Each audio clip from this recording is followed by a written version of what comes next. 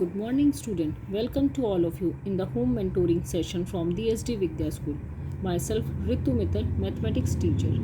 Student, today we are going to start the next chapter, that is chapter number 2, inverse trigonometric functions.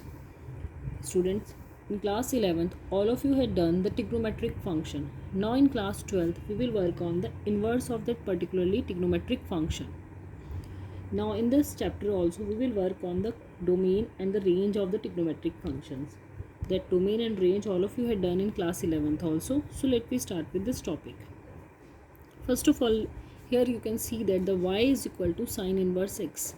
The domain of sine inverse x is minus 1 to 1 and the range of its principal value is minus pi by 2 to pi by 2. So all the time whenever we have to find out the value of sine inverse x, we have to consider this range. The value should be lying in between minus pi by 2 to pi by 2. In the similar way, there is a y is equal to cos inverse x. So the domain is minus 1 to 1 but the range is 0 to pi. Y is equal to cosecant inverse x. The domain is r minus open bracket minus 1 to 1 and the range is minus pi by 2 to pi by 2 except 0. Secant inverse x r minus 1 to 1, 0 to pi except minus pi by 2. In the similar way, we have a tan inverse x, all the real numbers, minus pi by 2 to pi by 2, that is in an open interval. So we consider that it's in a closed interval, this one is an open interval. Y is equal to cot inverse x, all the real numbers, this is in the open interval 0 to pi, consider both of them, it's in a closed interval, it's in an open interval. I hope that all of you understand about the closed and the open interval concept in class 11th. The value of an inverse trigonometric function which lie in its principal value branch is called the principal value of that inverse trigonometric function. So these are the principal branch. So whenever we have to find out the value in between this one, this is known as the principal value of that particular trigonometric function. Now here are some principal and general values that you had done in class 11th also, the general solution. Sin theta is equal to sin alpha, its principal value is this one and the general solution is this. In the similar way, for the cos theta, this we had done in class 11th, and for the tan also we have a formula. There are some properties, these we will use in this chapter. First of all, let me work some of the property and then we will move to the next properties. सबसे पहले हम देखते हैं sign inverse into sine theta. तो inverse और sine theta है तो हम ये मानते हैं कि साइन से साइन इन्वर्स कैंसिल हो जाता है and that will become theta. Only theta will left. In the similar way cos inverse into cos theta. So cos और कॉस इन्वर्स कट जाता है और थीटा हमारा बचेगा. Same with the ten, same with the other trigonometric function. तो ये तो simple सा है. इसकी जगह अगर हम x लिखते हैं और हमारा उल्टा हो जाता है, साइन इन्वर्स अंदर है साइन बाहर है, तो भी हमारा सेम ही हम लोग प्रोसीजर फॉलो करते हैं. Both of them will be cancel and the x will come out. Now the next, sine inverse 1 by x, we can write down it as a cosecant inverse x. cos inverse 1 by x, we can write down secant inverse x. tan inverse 1 by x, we can write in the two form cot inverse x and minus pi plus cot inverse x. So these are some properties that is related to trigonometric function. Now let me move to the next property. अगर हमारे पास trigonometric function inverse के अंदर negative sign है, then it will become minus sin inverse x.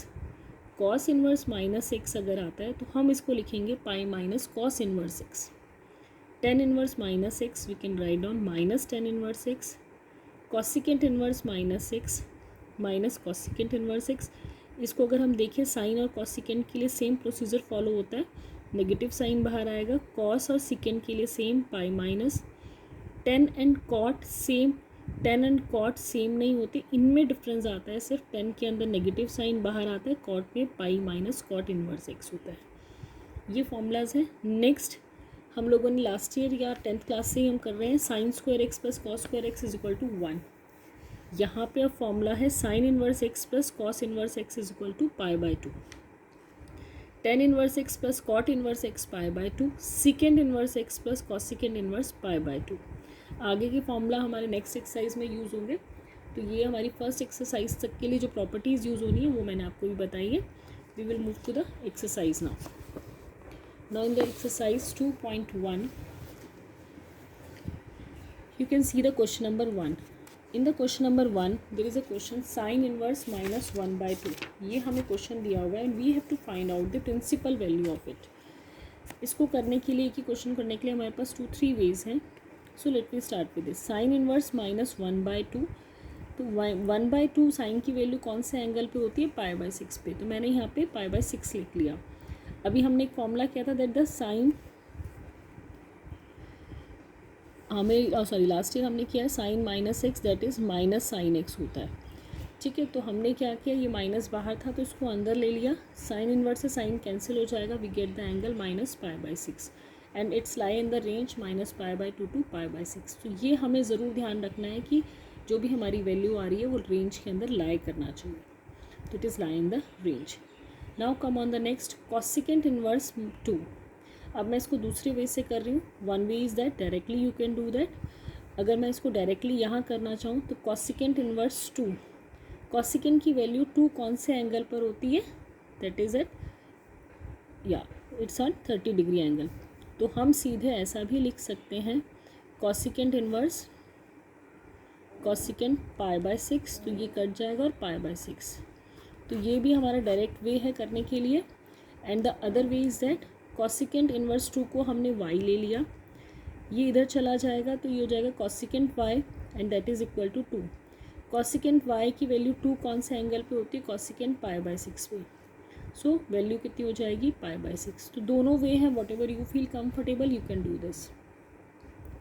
Next आ रहा है cosecant inverse minus 1 by 2. अभी हमने फॉर्मूला किया था, अगर cos inverse minus 1 by 2. Cos के अंदर अगर नेगेटिव है then we have to apply this formula, pi minus cos inverse 1 by 2. अभी मैंने ऊपर ही आपको बताया. अब कॉस की वैल्यू 1 बाई 2 कौन से एंगल पे और होती है? पाई बाई 3 पर. तो इसको हम ऐसे लिख सकते हैं cos inverse cos pi by 3. ये कैंसिल हो जाएगा so pi by 3 will be left. तो हमारा कितना हो गया? Pi minus pi by 3 that will be equal to 2 pi by 3. Simple question है, ये 1 मार्क के क्वेश्चन है, you can easily do them. Now let me move to the next. Here I am doing the question number 6 now. Question number 6 में दिया हुआ है tan inverse minus 1. अब tan inverse के अंदर अगर नेगेटिव एंगल आ रहा है तो हम माइनस को बाहर लिख देंगे. टेन इनवर्स 1 की वैल्यू 10 पाई बाई 4 पर होती है. So negative is here, so minus pi by 4. Lie in the range minus pi by 2 to pi by 2. ये ध्यान रखना ज़रूरी है कि हमारी जो रेंज के अंदर वैल्यू ज़रूर लाई करनी चाहिए. Now let me do the question number 10. Cosecant inverse minus root 2. Minus है तो बाहर आ जाएगा, minus cosecant inverse root 2. Root 2 कौन से एंगल पर होती है? कॉसिकेंट की वैल्यू पाई बाई 4 पर. तो कॉस इनवर्स और कॉस कैंसिल हो जाता है. पाई बाई 4 नेगेटिव साइन हमारा साथ में आ जाएगा. सिंपल एक्सरसाइज है, कुछ भी नहीं है, बहुत ही कंफर्टेबल और इजी है. Let me do the question number 11. Question number 11 में हमें वैल्यूज़ दी हुई है and we have to find out tan inverse 1 plus cos inverse minus 1 by 2 plus sine inverse minus 1 by 2. इसको हमने ऐसे ही रहने दिया. अब नेगेटिव वैल्यू है तो इसमें हमने क्या किया? पाई माइनस कॉस इनवर्स 1 बाई 2. इसका साइन बाहर आ जाएगा.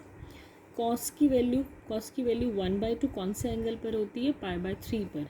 साइन की वैल्यू पाई बाई 6 पर. सिंपल कैलकुलेट करना and after calculating we get the 3 pi by 4. Simple है और कुछ भी डिफ़िकल्ट नहीं है, ईजी सा कॉन्सेप्ट है ये चैप्टर. और चैप्टर बहुत ईजी है, इसमें से एक क्वेश्चन ज़रूर आता है बेटा, तो इसको हमें करना ज़रूरी है. I hope that all of you get clear the concept. Thank you student and have a nice day.